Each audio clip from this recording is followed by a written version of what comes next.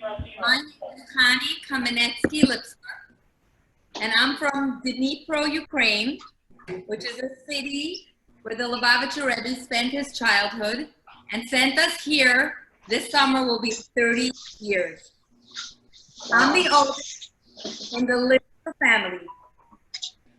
Now we're all getting ready for Shvuos. And as all Jewish souls stood at the foot of Mount Sinai, God gave us the Torah with the condition of being at heart and at mind, all united. Sometimes we look around and see people might be secular, might be assimilated, and we all must be equal, with a soul, a godly soul inside, a part of it. And as the saying goes, don't judge a book by its cover. Some of you are not muted, so if you can mute, everybody's here. Thank you. On many Jewish holidays, we eat traditional foods, which personify just that. Purim, as we all know, we eat hamantashen. We eat dumplings, which is kreplach. We eat stuffed cabbage, which is galuptzi. And we eat, for Shvuos, cheese crepes. Here, if you told someone blintzes, that's normal. Blintzes is blintzes. And that personifies because there's something inside and there's something outside, and we don't always see what's on the inside. I'd like to thank you all for joining us and helping us be able to unite as one body and inner soul to happily be able to accept the Torah once again, united. And I want to wish all of you Chag Sameach. Thank you.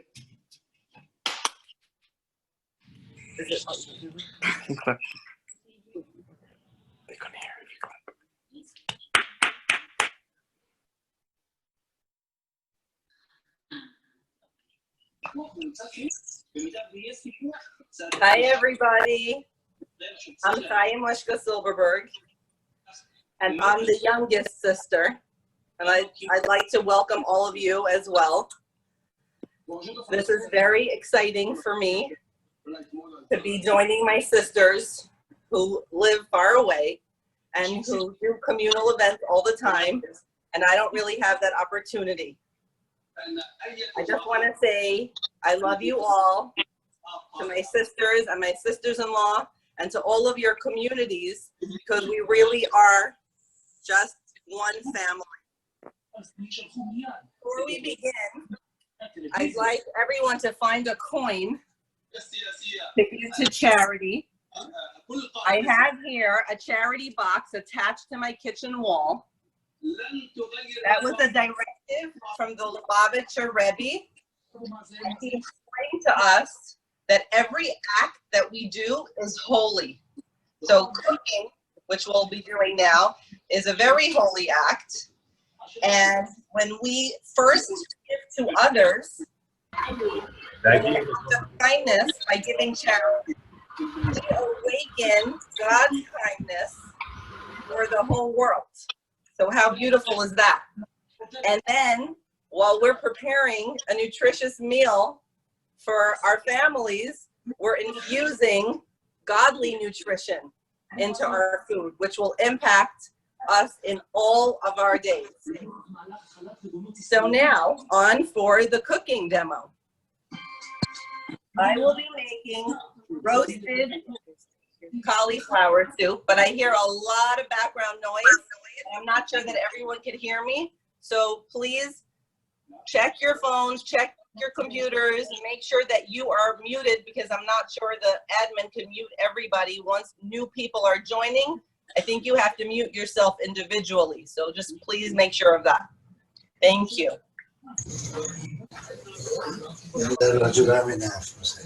Okay.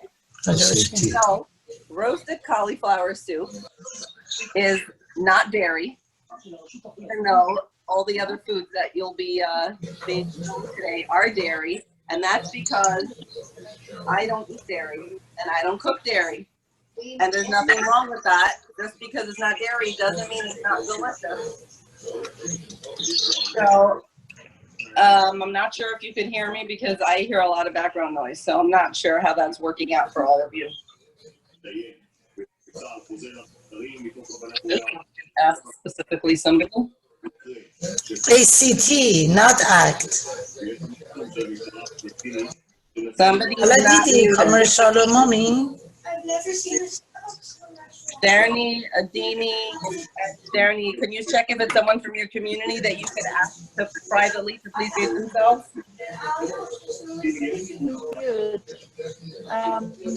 I'm unmuted.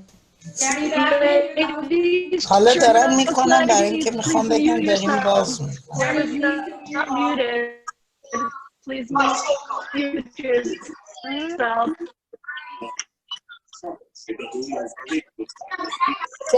Maybe just unmute and then mute everyone again. Try that.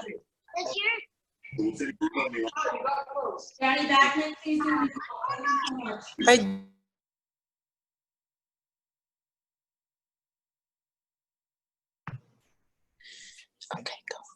Ready? I'm unmuted.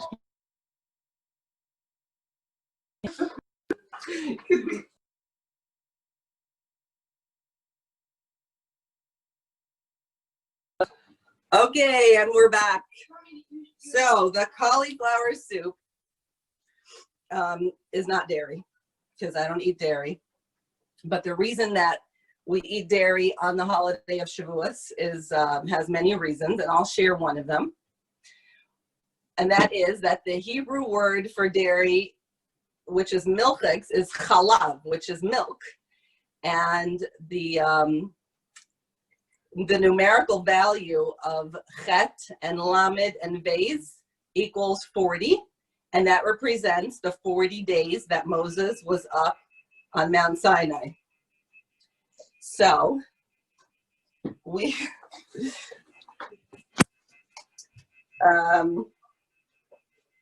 sorry, phone needs to be on the hook. Okay. I will show you the ingredients that you need for the soup. And this is a head of cauliflower. And this is leek, an onion, a parsnip, garlic, celery, and thyme. First step is to dice an onion and 3 celery stalks and 2 parsnips. Now, if you look at the ingredient list and the directions of the soup later on, you might see that I'm improvising a little bit of changes, and that, for those of you who know me, I don't follow recipes very well. I'm a little creative and I like to do my own things. So, first of all, I'm going to saute only these 3 ingredients first in delicious olive oil from Trader Joe's, my favorite store. And then I'm going to put the cauliflower cleaned and checked and cut, and 3 leeks. I'm going to slice them and put in olive oil, salt, and pepper. And I'm going to roast these rather than sauteing. And I find that roasting vegetables before making soup adds a delicious dimension to the flavor. I'm just going to put some salt and pepper on that before I put it into the oven.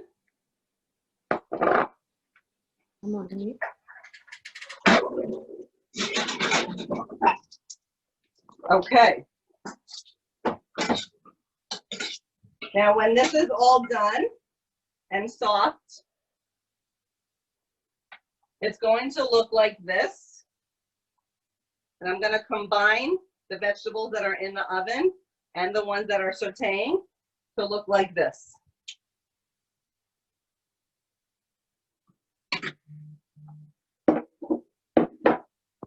Okay. When that's all ready, I'm going to put that into a pot and cover the vegetables with water. I know the recipe says 8 cups. I'm not sure you need 8 cups. Just pour in the amount of water until the vegetables are covered.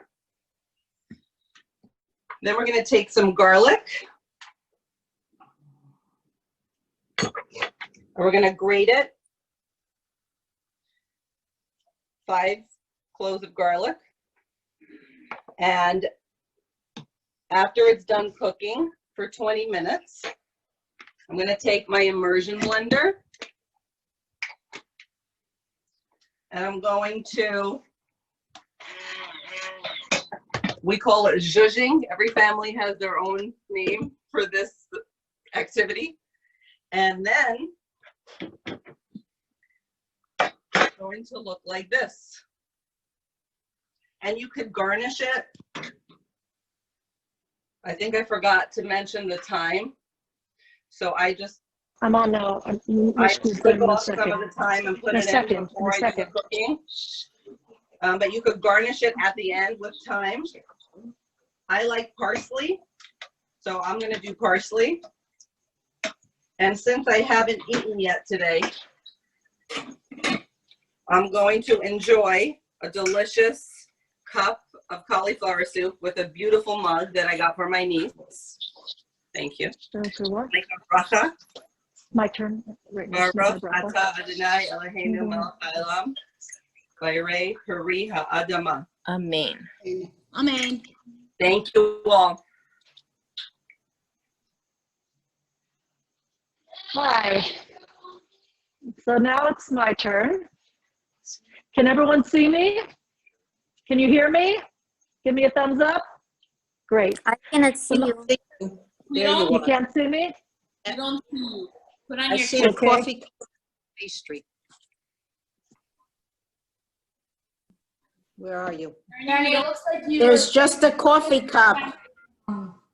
Dina, you're not on. Okay, hang on. Just give me a minute and I'll be on. Yeah.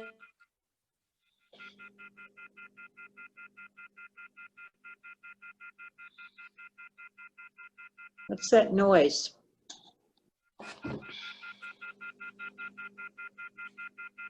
Somebody's telephone is off the hook. Jenny, maybe you should put on your camera. We got Russia, but that's it.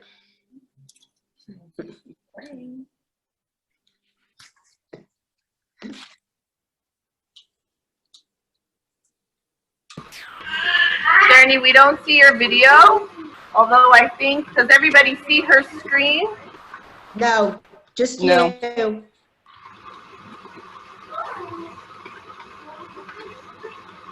But now that I'm done, I get to see everyone, so this is fun for me.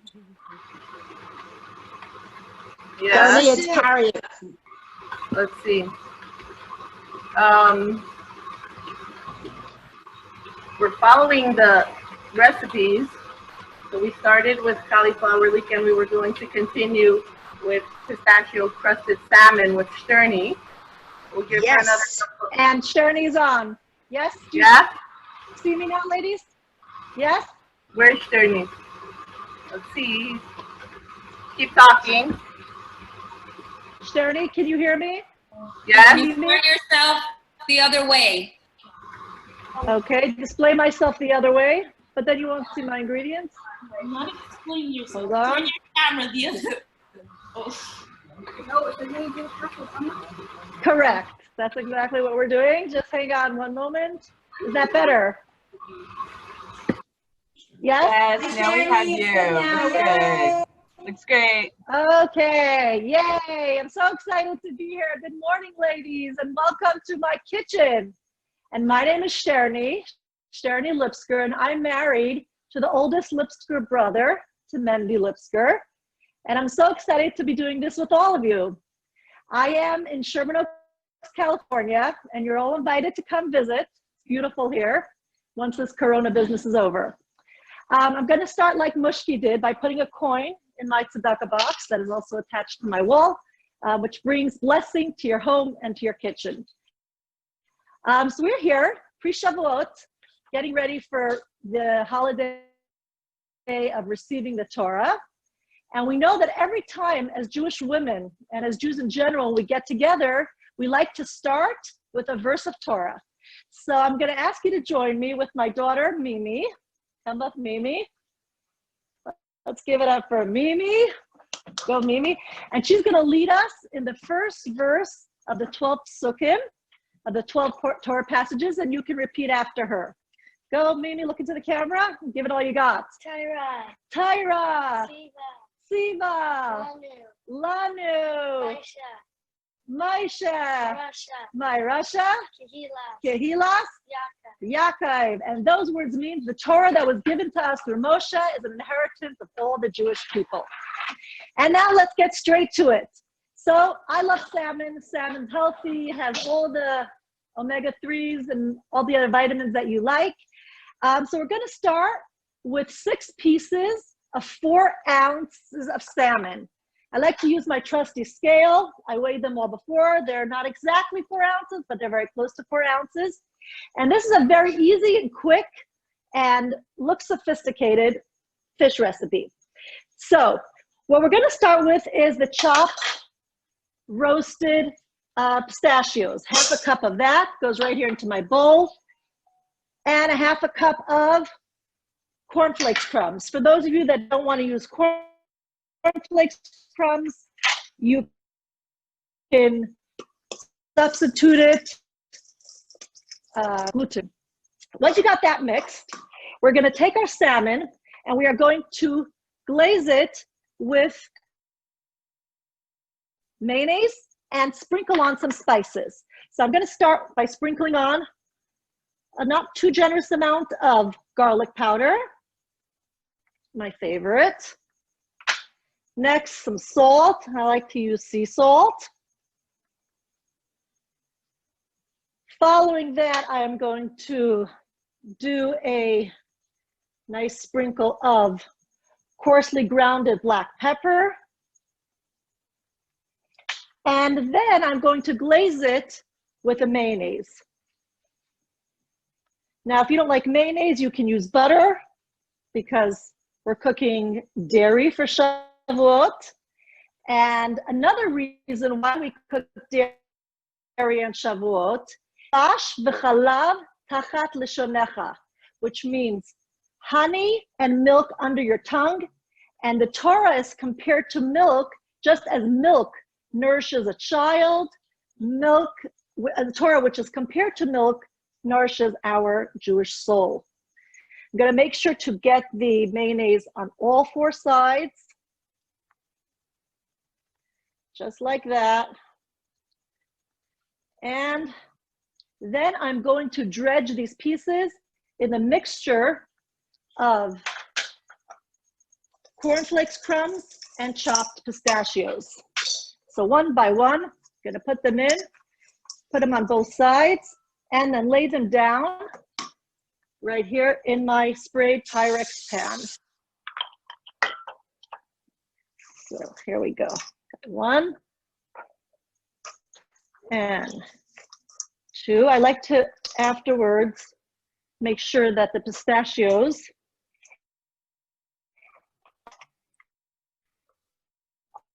are very, that's how they look, nice and yummy. And 3, 4.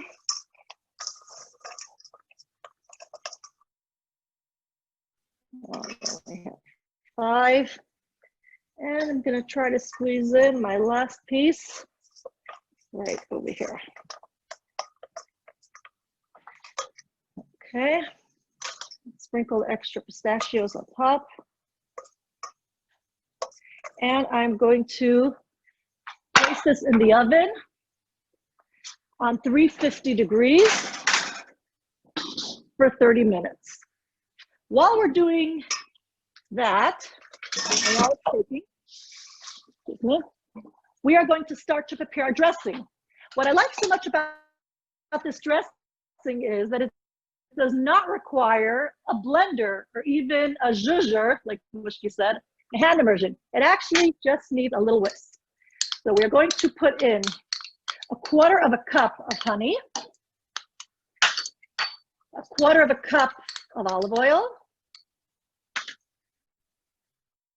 1/4 cup of mustard, 2 tablespoons of lemon juice comes through much stronger. And all we got to do is give it a nice mix. The main thing to look out for is that the mustard gets incorporated well, because the oil and the lemon juice and honey generally incorporate really quickly. Here's a little secret. The pistachios are roasted. If you want, you can use raw. They're roasted and salted. And then a container that I will later use to drizzle onto the salmon. It works with many other fish. I think it's great with tilapia. I've never tried it with whitefish. Red snapper, it's really nice with red snapper as well. And so voila, I have my dressing for the salmon. And now we are going to go to the oven, take out the salmon. Although it's not really ready, I kind of pre-prepared it on a nice bed of greens or any type of mixed greens. And right before you serve it, not too early, you're going to go ahead and just drizzle the mustard generously on the pieces of fish. Not too early, I say, because that way it will not get soggy. And then we will do the bracha and we will taste the salmon. Ready? Baruch atah Adonai Eloheinu melech haolam, shakol niya bidvaro. Amen. Amen. I think I want to come over for some salmon after my soup. Mm-hmm. Hi, everyone. Welcome to Perfecto. in Cherry Hill, New Jersey. Thank you, ladies. How's the mic? I just need a thumbs up to see if everyone can hear me. How was I? I guess you could put in the chat if there's an issue. So thank you to all of my sisters who joined today. This is very exciting. I don't think if there wasn't any corona, we wouldn't be doing this. This is definitely a special opportunity, and we hope to do it again. I wanted to share 2 very easy and healthy recipes that are dairy. And as you've noticed, each of us are giving a reason for eating dairy and cooking with dairy on the holiday of Shavuot. When the Jews got the Torah, which is on Shavuot, the upcoming holiday that we're going to be celebrating, they were at that point held responsible to keep all of the mitzvot, all of the laws and commandments that were given. And they sat and studied in the desert for 40 years until they got to Israel so they could fulfill it perfectly. But it was their first time having to deal with the laws of slaughtering and koshering meat. And so when they needed to celebrate with food, as we all do as Jews, they couldn't possibly properly prepare their meat meal. And so they went to plan B, or maybe plan A for some of us, which is dairy. So our recipes today all include dairy. Of course, you don't have to have dairy, but of course, in honor of Shavuot, that's what we'll be doing. So mine are easy and healthy. I prepared everything in advance. This is really just to show you how everything is assembled. And I hope you'll enjoy, take notes, etc. So the first one we're going to do is an arugula goat cheese salad. As you can see here, I have a beautiful platter where I'm going to present my, my salad. Of course, it can be done in any way. This is for the holiday. No, we're not having guests because we can't, but thank God for our large family. We cook in large quantities all the time. So we put a package of arugula here. Then we have 2 sweet potatoes that are supposed to be cubed. And again, I'm following the recipes that were posted. Hopefully all of you got the link. If you didn't, please email your favorite Rebecin or any of us, and we will send them to you. So you take the sweet potato and you cube it, and you toss it with olive oil, salt, and pepper, and put it in 400 for 40 minutes. Again, that's really your oven. Everything is arbitrary. You have to check it. But I just wanted to share a quick tip on how I got my sweet potatoes nice and even. So I use a chopper, my Vidalia onion chopper, and it could be used really for any vegetable. I chose to do mine and the small size, because that's how my family likes it. You can do it in any size. And I have to show you my chopper.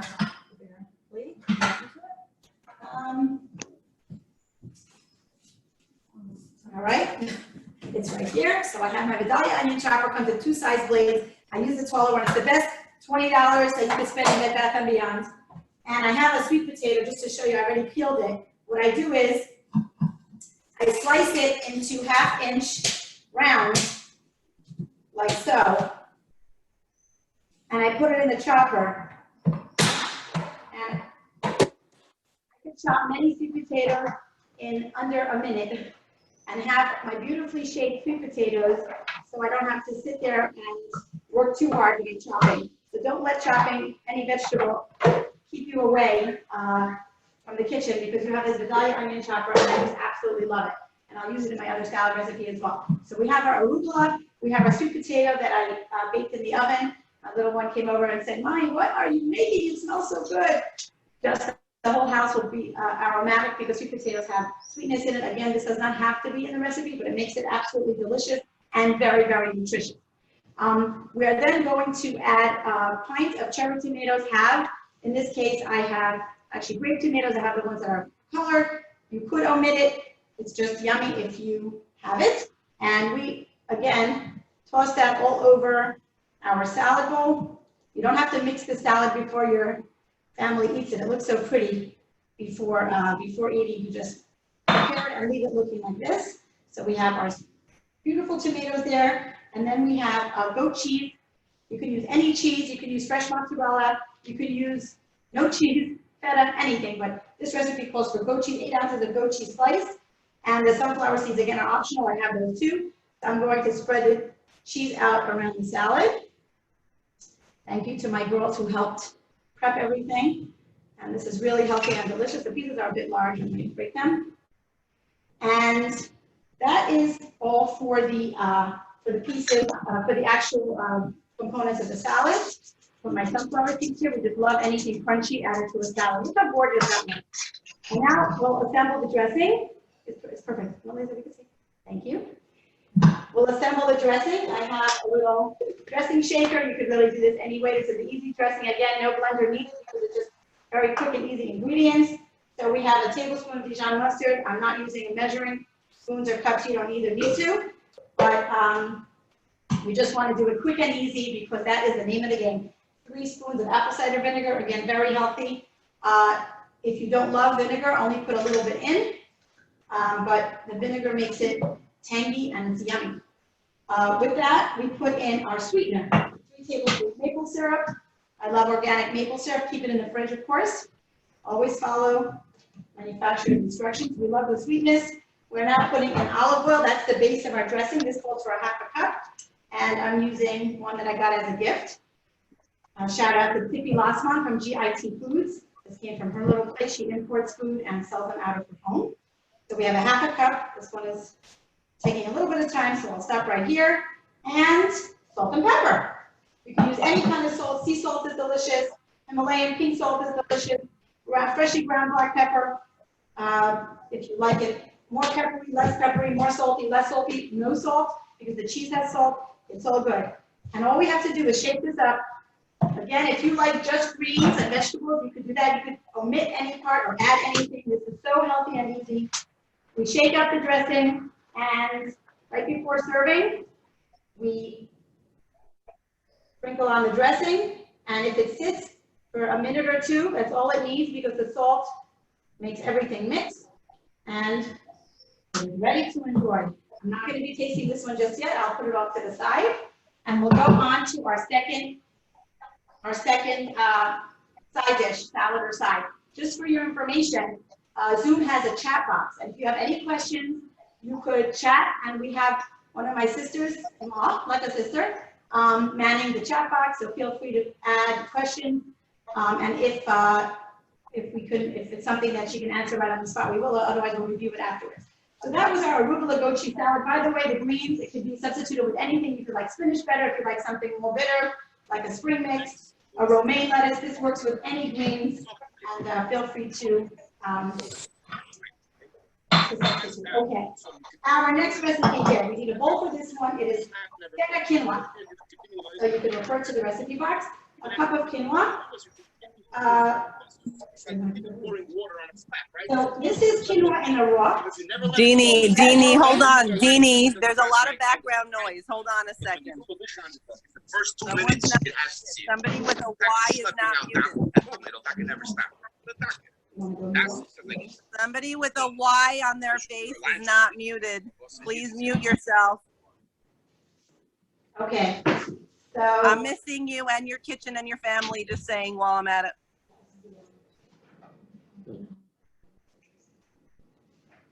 okay. So actually, maybe I'll use a clear bowl for this. I don't know. All right. Switch that up for a clear bowl so you can see. Okay. So going back to the quinoa, you buy either red or white quinoa or a mixture. And in the raw, it has to be checked. You never know what country it's from. You always want to make sure that there's nothing in it besides the quinoa. So you visually check it over, and then you measure it and pour it into a strainer like this, and you rinse it because otherwise it can have a sour taste in your cooking. So I have a wonderful strainer that I use. I can even hang it over my sink. I let the water run on it. And when you cook quinoa, you let the water boil. You really have to just follow the instructions, but in case you've never done it, you let it, put the quinoa into cold water. You don't have to wait for it to boil. You put it in with some salt, even a clove of garlic if you'd like, and then once it boils, you shut the fire. Make sure the it's covered tightly, and it will finish cooking by itself. So you never have to worry about burning, overcooking, or anything. But just make sure to follow the amount of water. It's usually 2 to 1. So we did our quinoa, and it says rinse, check for bugs, and cooked until fluffy. We did that, so I have that here already. A pint of cherry tomatoes. I have those same tomatoes. And 2 curvy cucumbers chopped. Again, my little chopper, I literally did this in 5 seconds on the smaller size of the Vidalia onion chopper. This has smaller blades. And so my cucumbers look like somebody who went to school and got training for finely chopping, but this actually was all done by the Vidalia chopper, and it's all perfectly diced. And of course, a cup of feta cheese. Now be careful when you buy feta cheese. I love buying the one from Israel. You want to use sheep feta, because if it's from a cow, it's not authentic feta. They call it feta, and it looks like it, but it's not. You want to use goat feta. Very healthy. In our community, we're able to get Pastures of Eden in Wegmans. It's a green and yellow package, absolutely delicious, worth every penny. And a friend of mine actually picked this up for me, so thank you, Jamie. And we have our ingredients for our feta quinoa. And again, we'll make a dressing in a shaker, and it will be very easy because it's nothing requires a machine or a blender. So we cook the quinoa, we layer it with cucumber, tomato, and feta. And so we'll just combine it here. Very easy. You always want to make sure that it doesn't have clumps.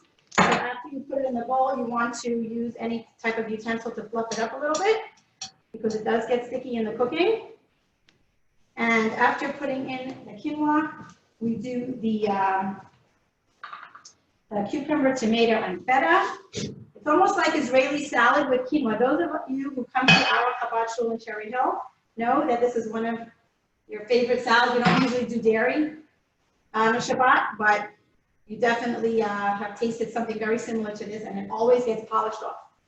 The next thing we want to do is make the dressing, and we know that many salads taste so yummy with, with lemon, and so that is the base of this dressing. And you can also refrigerate the salad for a while. So if you like to prep things early, not so much to green the salad with the greens from before, but this one could be prepped early and could definitely be stored in the fridge.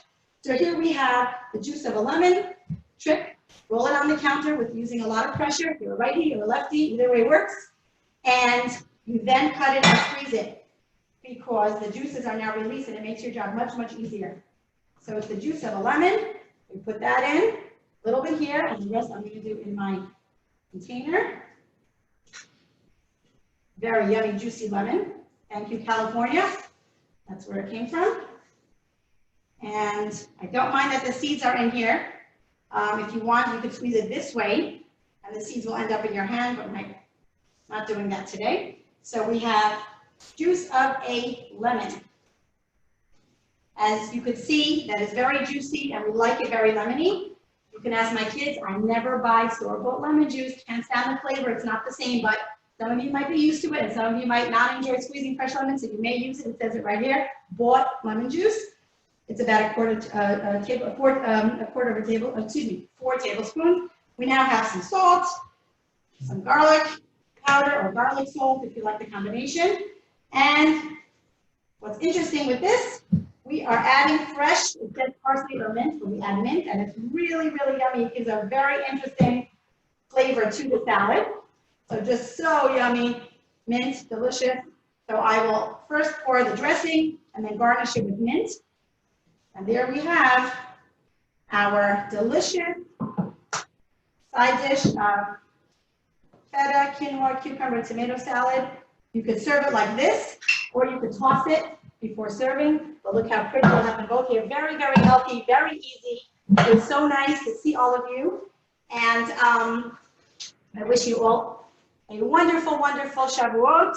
Thank you, Liz. Thank you, Sarah. Thank you to all the helpers here. And again, you can post your questions on the chat. And on to my next sister. Thank you, Deanie. Yes, thank you to all the sisters so far. You did great. Welcome to my kitchen, California. It's beautiful weather, which I hope it's like that all over the world at this time. We are going to make fettuccine alfredo, and before we do that, I'm going to also share another reason why we do dairy.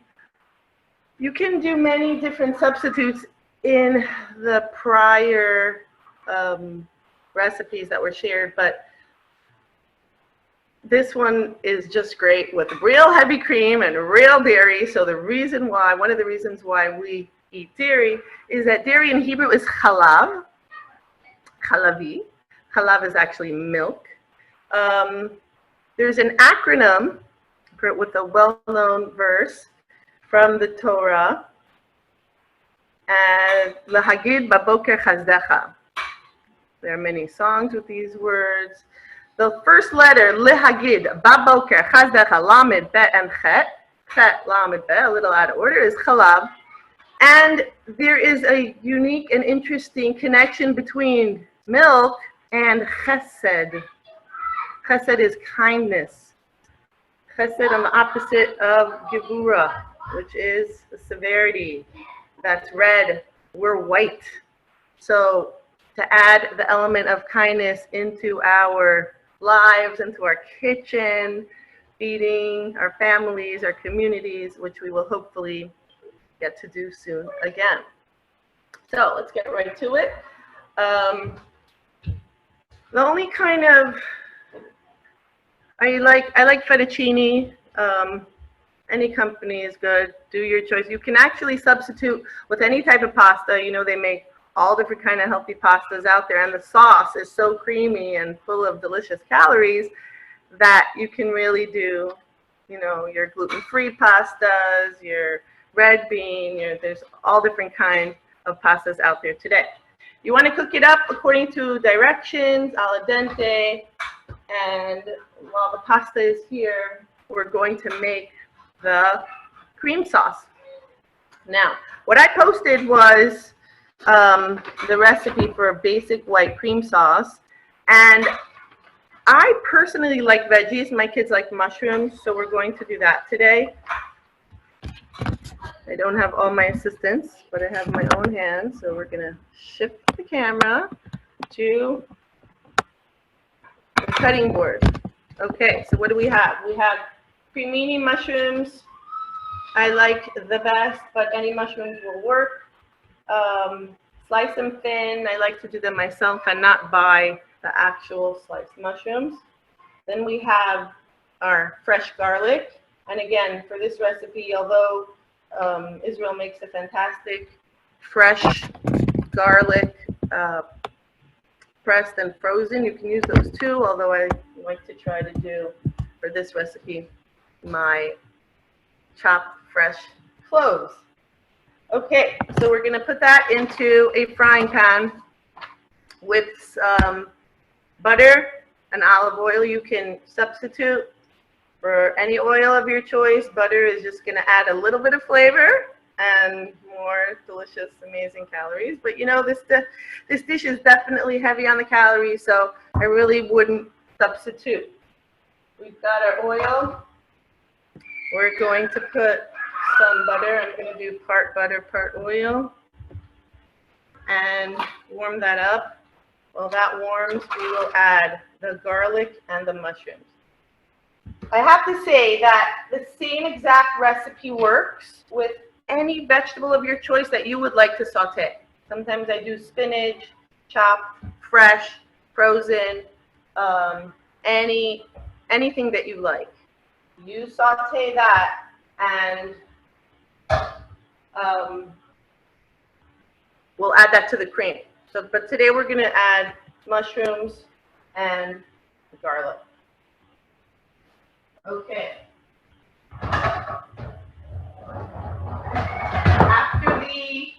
Sorry about that noise there. After the mushrooms and garlic have sauteed for about 10-15 minutes, you're ready to add the heavy cream. Leah, want to help me out with the video so we can see how it looks? Do you see it or not really? We bring the heavy cream to a boil and stir it right into our mixture. What I have here is the onions and the mushrooms. Snuck some already well done mushrooms and garlic that was already on the flame, so I didn't skip anything. So now I just added the ones that were done, and my heavy cream has been boiling for a while. I add my salt and pepper and my Parmesan cheese. You can do as the recipe says, or, oh, that's the wrong recipe, let me find the place. It says a half a cup, correct? Sometimes I do it a little bit less. But we're going to do a half a cup, full recipe. As my kids are very excited to have their pre-Shavuot dish. They don't have to wait till Shavuot. We'll have to make it again. So we have half a cup of, a third of a cup. Okay, a third of a cup of Parmesan. Mixing it up. As my sister Chayamushka said, I also don't exactly follow recipes. Throw it in there. Now, if you like, and you have some interesting cheese at home, feel free to grate some in right here, right before you're ready to serve. I've got some mozzarella. My kids are dairy lovers and cheese lovers. So our sauce is ready. Let's see if I could find a little baton that is ready to taste. I have plenty of them, although we do have 7 Zooms going on right now. It's a lot earlier than other places in the world. They're all in school, but they absolutely have the freedom of coming through the kitchen during school. There's one. Okay, you want to be my taster? Where's the plate? Let's serve. And if you have some greenery to garnish, I would maybe need a spoon that doesn't have holes so I could get all the delicious flavor. Okay, at this point, just for fun, I'm going to put a nice leaf of mint because I like my things to be pretty. But if you're looking to add a little bit healthy and a healthy element, you know those power greens from Trader Joe's? You just mix it into the pasta, and it's a automatic steam and a delicious dish. Although I will not be saying the zone out. One of my children will have this extra calories, but it is divine. So if you like to make it, it's simple, easy, and it always works. Thank you, sisters. We're moving on to Sterni again. Yes, from Sterni to Sterni. Welcome back to my kitchen, albeit, can you all see me, first of all? Yes, Darren, you look great. Okay, I look nice. Wow. That's why I go on Zoom with my sister-in-laws, because I love you all. I figured I'd just share with you what's doing with my fish. Pretty much gone, so I do recommend. But now you are invited into my kitchen, to the dairy side of my kitchen. And that's why I covered the counter with plastic, because my counter is actually the meat side. So we're going to be making something that sounds very complicated, but is actually very simple. And that's our quiche. Quiche is another way of saying a kugel, or, you know, just a bunch of vegetables baked in a pie crust. So we're going to start with our pan. I like to use Pyrex. This is a pre-made pie crust, but you can make your own. If you want a good recipe for a pie crust, feel free to text me or reach out to me. But this one that I bought, it comes frozen. You just slip it out of the foil pan, put a little bit of pan on the bottom. I already sprayed it, and that way it will not stick to the pan. I also, for those of you that like gluten-free, I actually found a kosher, gluten-free, made out of almond flour pie crust. So that's very convenient and very healthy. So what we're going to do is as follows. We start by sauteing the onions. So I'm going to put a little bit of olive oil. And I have my chopped onion. I just want to show you the size of the onion that I use. It calls for a small onion. Doesn't mean the tiny ones, not the pearl onions, but we have one small onion chopped. That's going to go right in, and it will start sauteing nicely at a medium to high heat. Then we have 3 cloves of garlic that are chopped finely. They're not crushed, but they're chopped. And so we're going to put those in, and those are going to continue to saute together. And your home will start having a beautiful smell of sauteed onions and garlic, which I love. While that's doing, we're going to prepare our 1/4 cup of mushrooms. These happen to be pre-sliced, so they're very easy, but they're a little big and chunky. They will shrink though, so don't worry, they will shrink. We're going to throw that in, together with I think it's 10 ounces of frozen spinach. Now, the frozen spinach is really important that you defrost it well beforehand, and you also strain it. And I actually get my hands in there and I squeeze it, and I squeeze and I squeeze a couple times till all the water is drained from it properly. So we're going to add that in as well into my pan. Now, it's going to take a few minutes. Usually when I do it, I like to give the onions and garlic their fair share of time beforehand. But since we're on a time constraint, we are going to do it all together. I think I'm going to add a little bit of oil.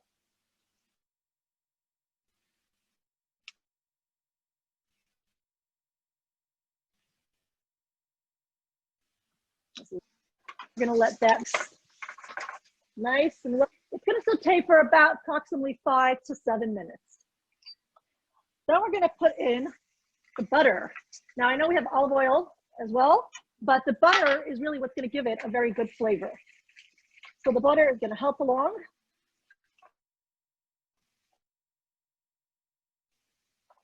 And once it's a really nice consistency, I'll give it another minute or so.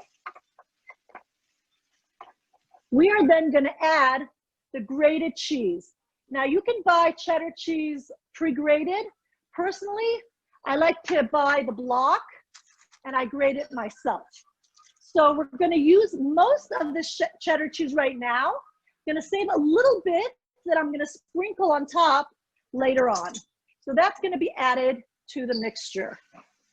So just about all of the cheddar cheese. And I'm saving a little bit for later on.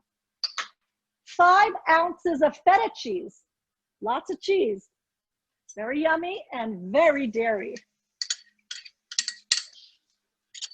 You may use fresh spinach. You can use these with frozen broccoli. I'm sure it's delicious with broccoli. You can also use fresh spinach. The only thing I would suggest is to cut up the stems, because the stems don't really have a good, they're more of a bitter flavor, and just chop it finely. I would definitely go with fresh spinach if you want to take the longer route. So we're gonna make sure that all this gets mixed in nicely. The cheese is starting to melt. And it looks like we're just about ready to continue. And at this point, we're gonna turn off the fire because we're gonna put in the eggs, and we do not want the eggs to become scrambled eggs. So these are 3 eggs already checked for blood spots. So those are gonna go straight in. And along with that, we're gonna get 3/4 of a cup milk. If you wanna do it non-dairy, you can use almond milk, of course. You can also use coconut milk, although I haven't tried with coconut. It might have a little bit of a different flavor. And same for the cheese. If you don't wanna use the cheese, you can either use non-dairy cheese. You can substitute it with tofu. That would kind of give that feta cheese type of consistency. And so we got the whole mixture together, eggs, and now you can, and notice how it's all coming together so beautifully. And now we need to add the spices. Now the recipe doesn't really give us an exact amount. Again, I like to use sea salt, so we're going to give it salt and pepper to taste. I would just sprinkle it around twice. Remember, all the cheeses have salt, so don't go too happy with the salt. Again, I like gourmet ground pepper. I'm gonna give it a nice amount of pepper, and we will mix that in. And here you have your quiche batter. Okay, and now we are going to spoon it into the pie crust. So I'm going to bring the pie crust here. Just going to get a mat, put it down, and we're going to carefully use a nice spoon. Do not use a slotted spoon. And as you put it in, you're just going to even it out.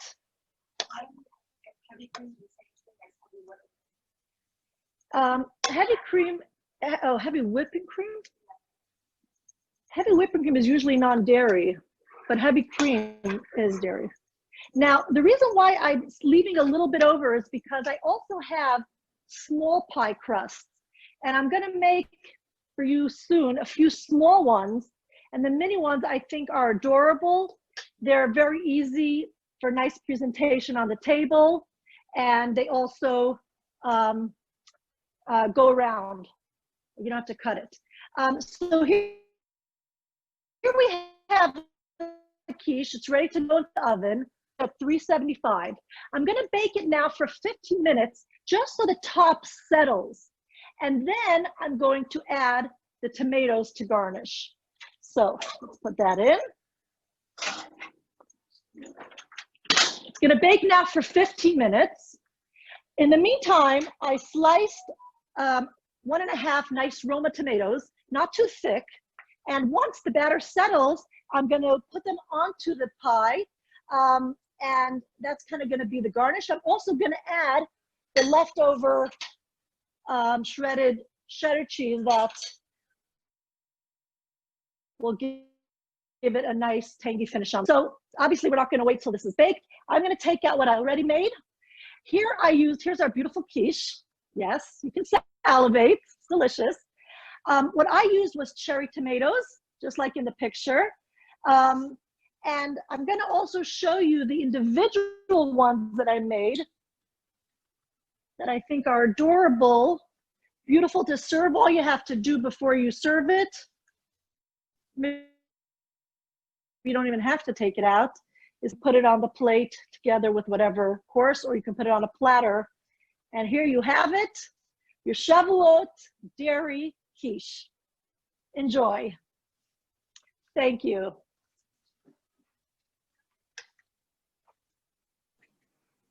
Thanks, Darren.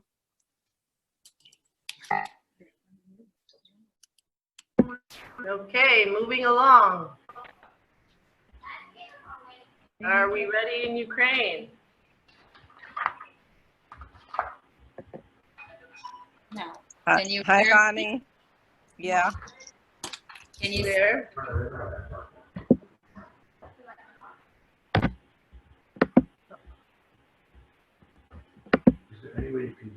Can you hear me? Yes, and you look beautiful. You're beautiful, honey. Okay, here is I 9 agree. o'clock at night, dark, and I'd like to show you the ingredients that we're going to be using to make this. Some of you speak Russian, so here we have flour. It says everything in Russian: sugar, salt, cheese, oil, milk. We can't get fresh milk here, and we can't get many of the ingredients that you can get, which you're lucky about, and we're very lucky that we can get all of this. Now, let's see what we need to do blintzes. We're doing a very quick, already for you. Here's the batter. We would take the flour and the eggs and salt and sugar and milk, and as you know, you don't have to do it. Milk, you can do Harib, you can use any milk, you can use water. Actually, Ukrainian real blintzes, real crepes are done without any milk at all and just water, which is, they're really just as good. Here's the ready batter, and you can just mix before you fry it. If you'd like it more watery, you can do that. If you like it, the consistency of thicker, that's good too. You can, really, anything you do is perfect. The only thing that might happen is the first blintz might be a bit more sticky to the pan. There's also oil inside, so you don't have to oil the pan every time. You can use a thin frying pan, a thicker frying pan. The bigger the frying pan, the bigger the blintz. The smaller the frying pan, the smaller the blintz. I did forget some English, by the way, living here for 30 years, so excuse my accent. Okay, now that our blintzes are ready, I will just take one, and you can actually do rolled crepes, as you see here, and I'll take one and do a different way of actually filling it. Take the filling,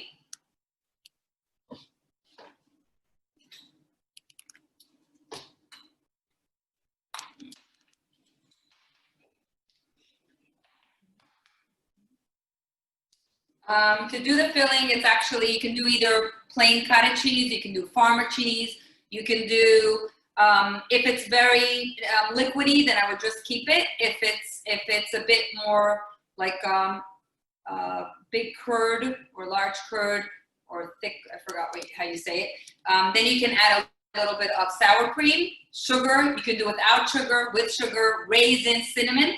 You take a spoon, put it in as close as you can to the end. And we roll once, then on both sides in, and finish rolling it, seam side down. When it's finished, you can fridge them, refrigerate them, or freeze them, put them on a parchment paper, and then when you're ready to take them out, you take the paper out, and you either put them in the oven and heat them. You can drizzle or glaze with butter on top, heat them in the oven. You must fry both sides of the blintz. You can fry both sides of the blintz. Basically, with the blintz or crepe, everything works. And it's easy. It's basically like pancakes. And you can also roll them, and they look like this. You can serve them any which way you want. You don't even have to put cheese inside. You can put potatoes or any vegetables, as you spoke before. We don't have to know what's on the inside. You can also do meat blintzes. That's also fine. Okay, and now we are going to actually, when we're going to put the blintz on the plate, we can actually do, it's about the only thing here that's not from the Dnepra, it's maple syrup. You can pour over maple syrup, or you can do this beautiful sauce which has bananas, strawberries, and cream in it with some sugar, and that is absolutely heaven. I don't even need the blintz. The sauce is just good by itself. And we'll ask Sarah to taste, make the bracha. We can all answer amen, and wishing you all Hey, Sarah. to taste. Положи на тарелочку. Connie, can we wish you a happy birthday? Do you want to tell everybody? Well, you just did. Yes, my sister's birthday is on the actual holiday of Shavuot. So we wish that we could never spend our birthday with her because we're always home for the holidays, but happy big birthday to Hani. Thank you very much. It's actually very special. In our shul, I invite to my birthday party if you listen to the 10 Commandments. So you have many people and everybody comes. No gifts because we don't carry, we don't buy, we don't bring, no flowers. It's amazing. And then I invite everyone for a milchik kiddush, and it's just really beautiful, and we give each other blessings, and it's really just amazing and beautiful. Okay? Yep. Here's the blends. We pour a little maple syrup on top, and we say bracha. Baruch atah Adonai Eloheinu melech haolam borei v'nei v'zaynis. Amen. Amen. Yum. Enjoy. And thank you all for being, to me it's amazing. Everyone is on a different time zone. My kids are going to sleep, some are on Zoom. And thank you for allowing me to be with my family. I just find that, wow, can we please do this more often? And yes, absolutely. Are back on. We're on the way to Israel, so, and on the way back, so you can actually go through Kiev and come visit. Спасибо, Ханочка. Yes. Thank you. Спасибо, Ханна, спасибо большое. Okay. We all got our cooking skills from our mother. Over a lot of credit for that, so thank you, Mommy. And she keeps an immaculate kitchen. Yes, thank you. Newer than mine, and she's married a few more years than I am. But Mommy, thank you for joining us, and thank you for all of our cooking skills plus. But today we're focusing on that. We will, God willing, make a resolution today to have another Zoom, and perhaps we'll convince our mom to actually share a yummy recipe that she has made for years and years. Okay. Hi, Bubby. I don't see Bubby. But, Hi, Sarichka. I tried to say hi, Sarichka, before. But you were muted, so. Say, how about now? You hear me? Now I And hear I said you. amen to your bracha. Delicious. Love you. Happy birthday, honey. okay, we're going to make cheesecake. Who's ready for that? Okay, so what we're going to need to do is mute everybody again.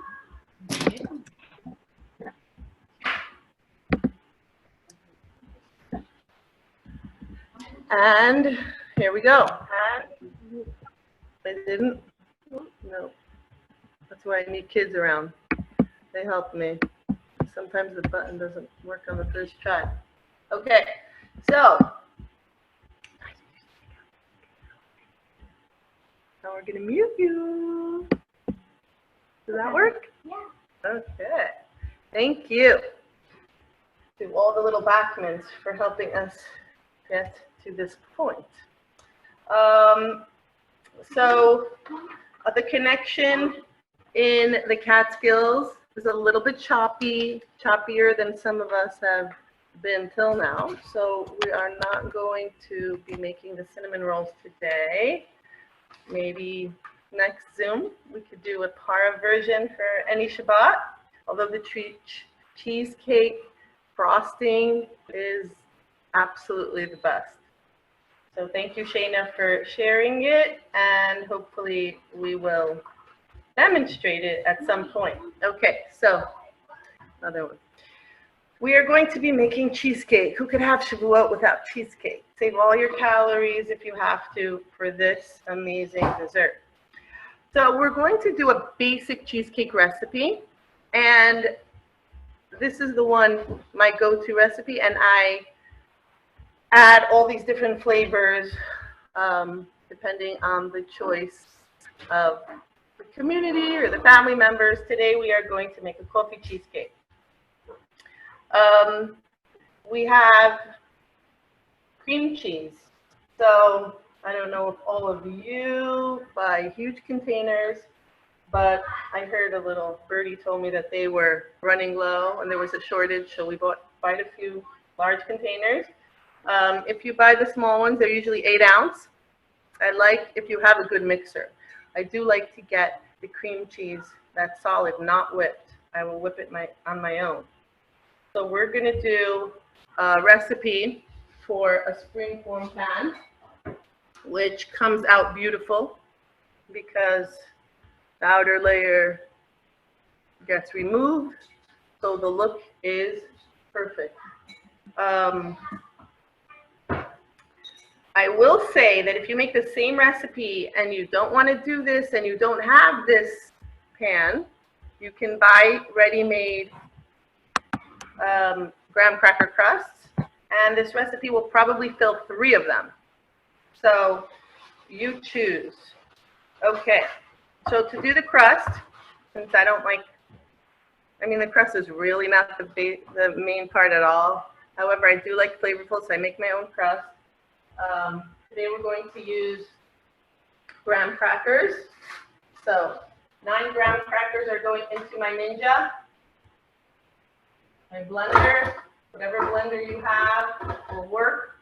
This is an easy 1, 2, 3 step. 5 tablespoons of butter or margarine. A 1/4 cup of sugar, which is here. And oopsie, we mix that up. Okay, so Leah, while you're mixing that, put on the lid tight. Thank you. It's going to be about not even a minute, correct?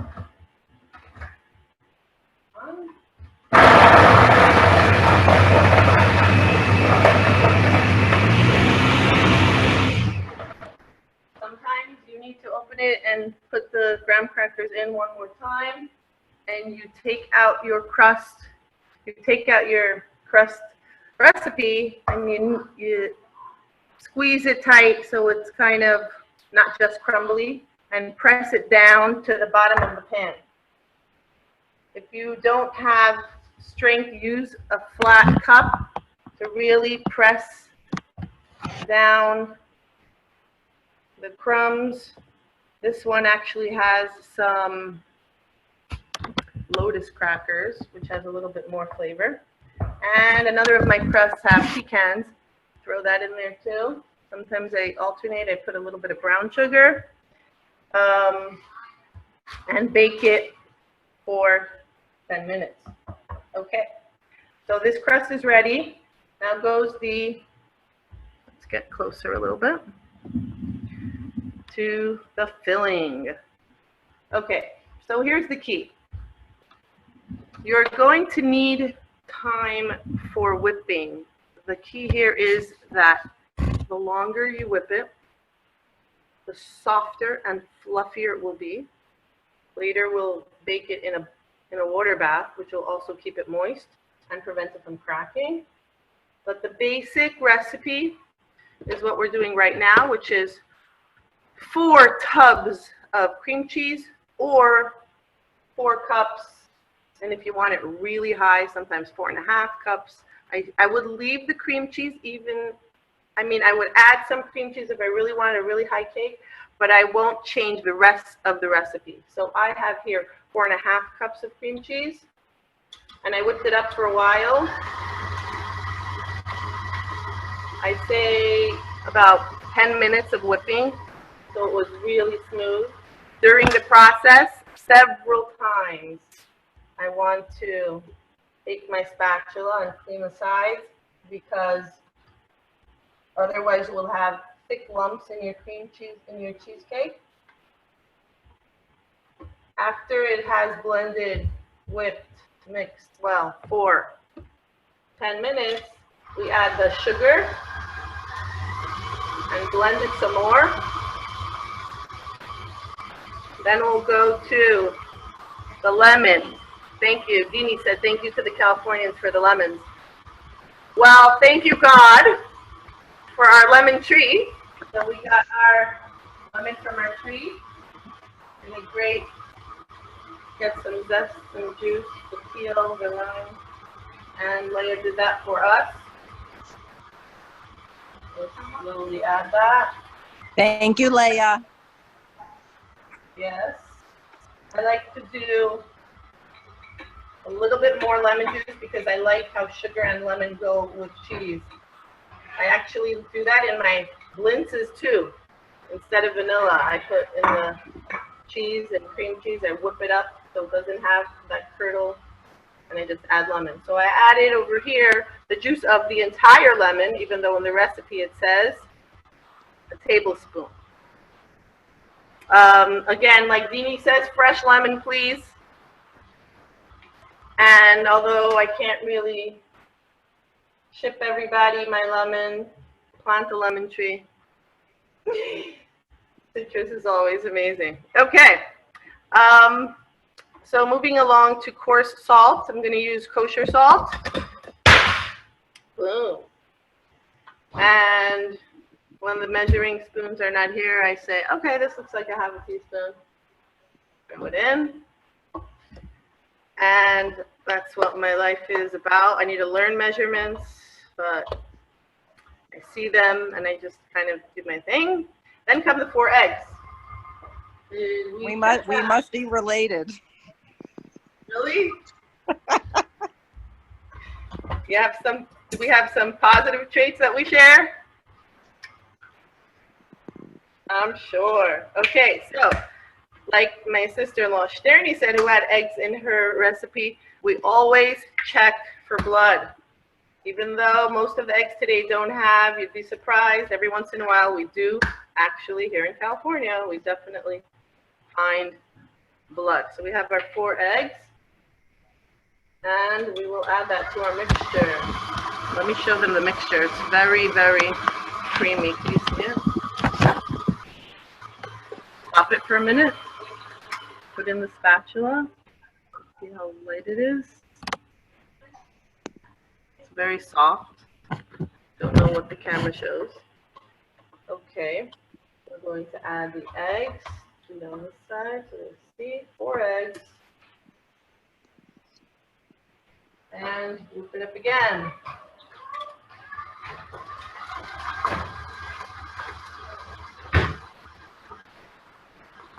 The oven should be on 325.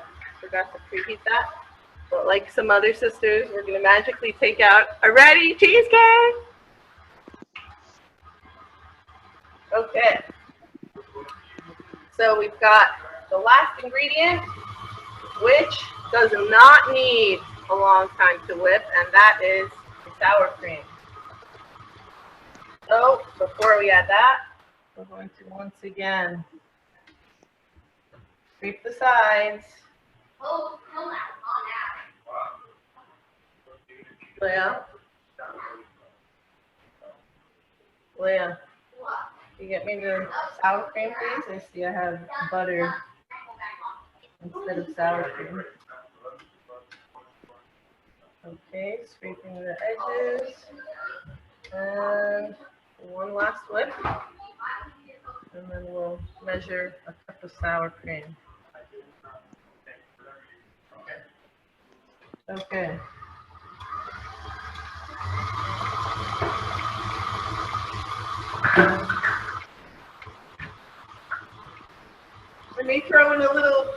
salt, but sour cream, we measure. Okay, so put the sour cream. And that is the last ingredient. Again, you could use light sour cream, but I don't think that's a huge game changer if you're looking for a lighter version. Do that. And add the sour cream. Okay. There we go. Now that looks great. Okay, so you want to get fancy, you can do what I'm about to do right now. I'm going to put half of my white cream cheese batter, cheesecake batter, into my crust. And I will then add coffee to the rest of it, so I have a double layer there. A little messier, and it'll take another extra minute, but we will do that. There we go.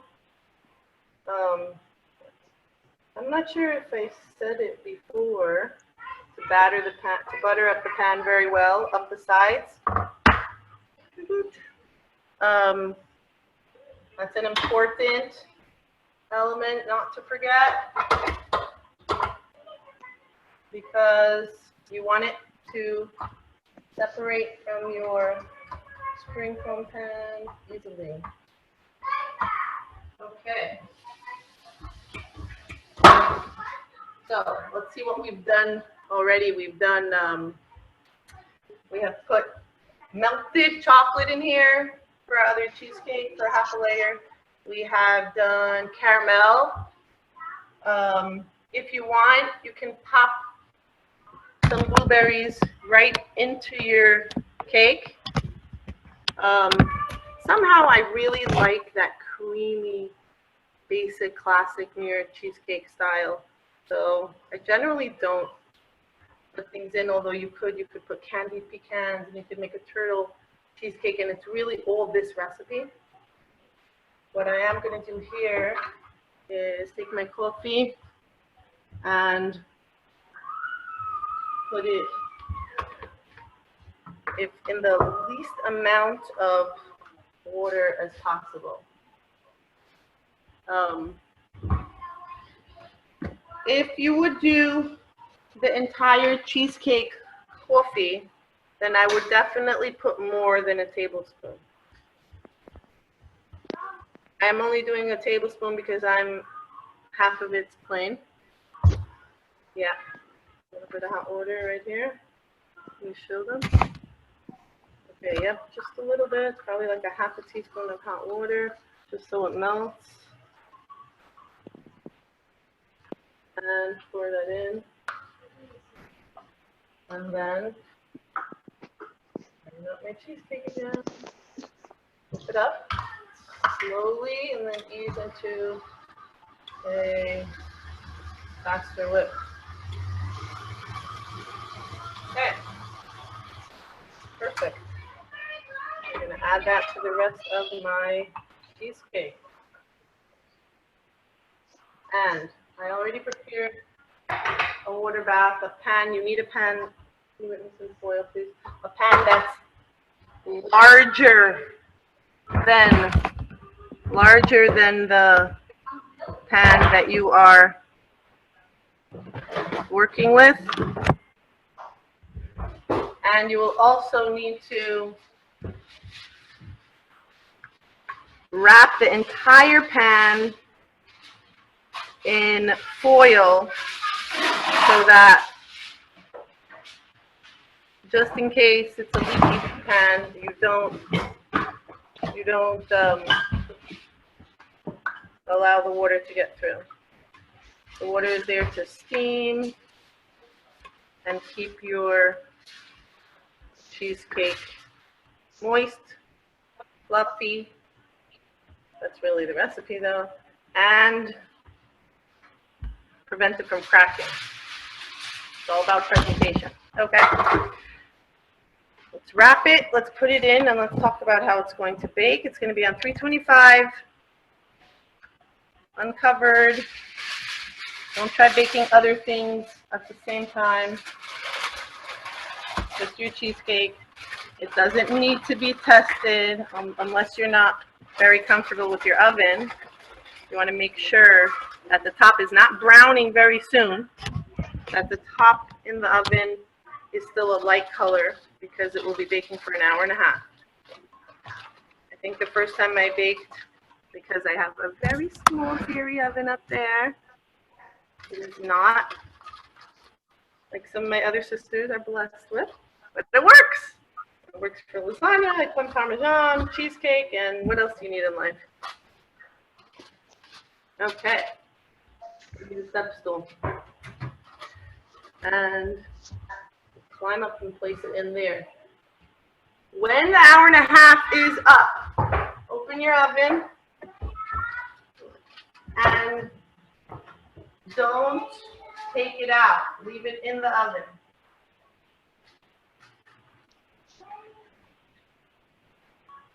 Leave it in the oven. If you need to prop it, keep the doors open just so it can cool in there for a half hour, and then take it out and place it on the counter.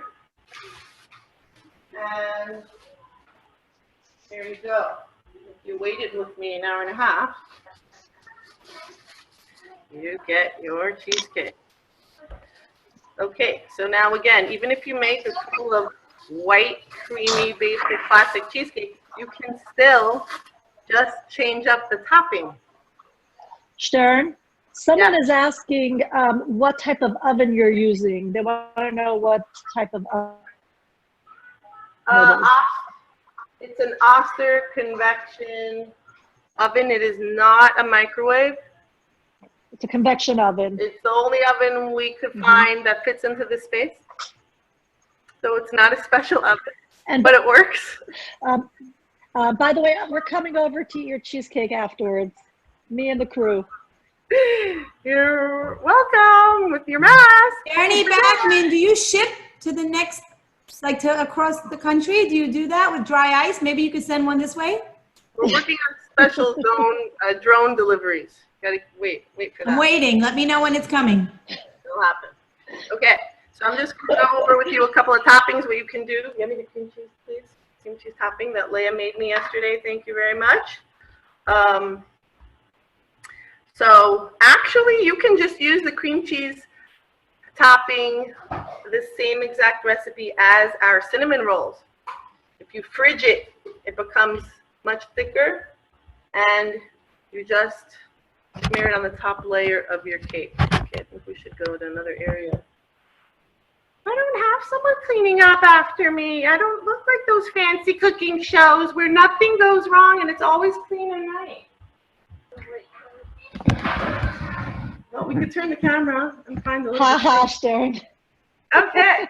So here we go to the cream cheese topping. Now, I actually love chocolate ganache, and I only got into all these toppings after my oldest daughter decided she's becoming a baker and tried all these amazing recipes in my house. Is Mushka on? Is Mushka on? Go Mushka. She bought herself a KitchenAid, like one of those big powerhouse ones. I am still benefiting from it.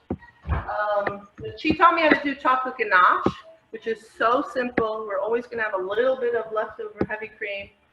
You just boil that and add chocolate chips. Or if you want to be really fancy, you can melt the chocolate first. But once that, I'll post a recipe just for chocolate ganache. I'm not making it right now. But that just boils. You let it cool and you pour it over, and fabulous. Sprinkle on top of that chopped nuts and drizzle caramel, and you're good to go. This one is just going to be cream cheese. What's amazing about cheesecake that we've learned is that, you know, some people like it fresh and you're afraid to freeze it. But actually, I freeze, after my cheesecake is completely cool, I put it in the freezer and overnight, and then remove from gently. It takes a couple of minutes till it defrosts a little bit, and remove it from the sprinkler pan. And while it's frozen, any topping you want, actually right now, if you can see, I'm going to move for a little bit, because the cheesecake is frozen, so the topping is much easier to put on. And then on top of the cheesecake frosting, you could either put chocolate shavings or fruit. So depending on which child or the child in your heart has patience for, some years we go round and round with blueberries and raspberries. And if you're doing fruit, I do recommend another sauce on top of that.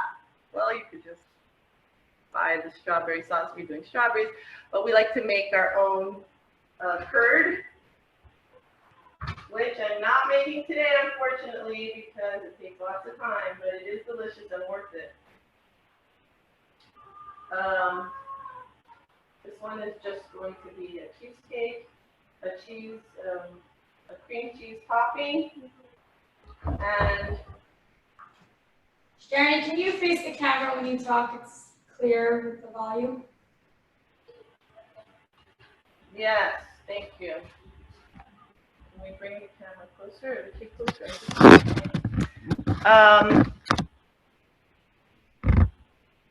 Okay, so should I repeat that whole thing from the cheesecake? Should I take it from the top? No. We love you, Chayamushka. No, but say what you were saying again about the curd. I didn't understand what you were saying about the curd.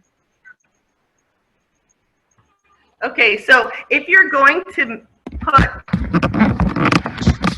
fruit as a topping of your cheesecake, I suggest you make the curd of that flavor.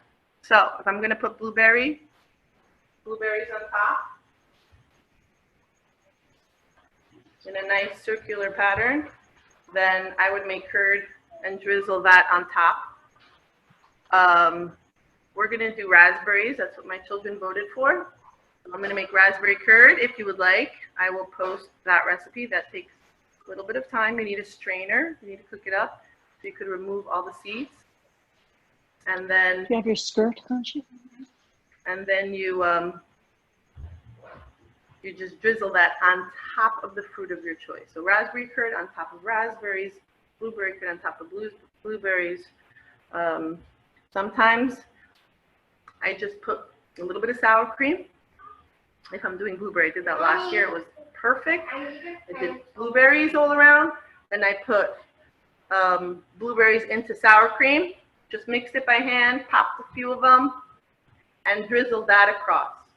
So some drizzles are not that liquidy. So you'd have to actually put them into your, if you have, a piping bag so that you could actually make nice lines. Yeah, so this was exciting. You can freeze it for a while. Just take it out that morning and give it just a little bit before you slice it. Probably better to slice while it's semi-frozen than completely defrost it, and keep your knife in water in between slices. It was a joy baking with all of you. Hopefully you'll watch some of our recipes and make them in your kitchen for Shavuot. Are we going Thank you so much, Darnie. That was so amazing. Most of us don't have the courage to go all out like that and make these very exclusive cheesecakes that could sell in the fanciest French bakeries, I bet. Agreed. Oh, and they take thank you. like that too. Look at that. I have not made ricotta cheesecake, but you can if you whip it up well enough. Are we going to end with a nice sing-song? Anyone going to play for us? We don't have anyone to play, but we can sing with our voices. Okay, so let's sing, and I'm going to unmute a couple of you or all of you or none of you. Everybody Mute all of us. Shalom Aleichem, because this is a very special time, our first unifying event of all of our siblings and in all of our sisters and all of you. The first time at least four communities have joined together, and that's very special. And Shalom Aleichem is bringing the peace together. So who's gonna start it? Heveinu shalom aleichem. Heveinu shalom aleichem. Heveinu shalom aleichem. Heveinu Shalom Aleichem. Heveinu shalom, shalom Aleichem. Chag Sameach, everyone. Have a beautiful Shabbat.